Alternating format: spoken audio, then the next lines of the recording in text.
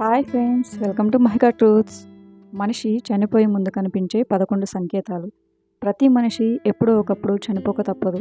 కొందరు ఆకస్మికంగా మరణిస్తూ ఉంటారు, మరికొందరు వృద్ధాప్యం వరకు జీవించి మరణిస్తారు.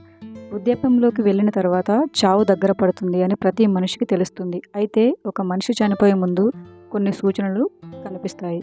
అవేంటో ఈ వీడియోలో మనం ఇప్పుడు తెలుసుకుందాం. శారీరకంగా మరణం దగ్గర పడే కొద్దీ ఒకరి శరీరం ఆకారం తీరు మారుతుంది. జుట్టు, దంతాలు చాలా బలహీనంగా మారి రంగు కూడా మారిపోతాయి. మనిషి తన ముక్కు వైపు సూటిగా చూడలేడు. మనిషి మృత్యువుకి చేరువవుతున్నప్పుడు ఆకలి దప్పికలు అసలు ఉండవంటారు. రక్తపోటు బాగా పెరిగిపోతుంది. చర్మం పాలిపోయి నీలం లేదా ఊదా రంగులోకి మారిపోతూ ఉంటుంది.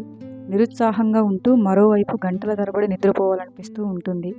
మరణం సమీపిస్తున్నప్పుడు కలలో వింత సంఘటనలు మరియు ఆలోచనలు వస్తూ ఉంటాయి. మరణానికి ముందు చేతిపై ఉన్న గీతలు కూడా ఆ వ్యక్తికి కనిపించడం తగ్గిపోతుంది.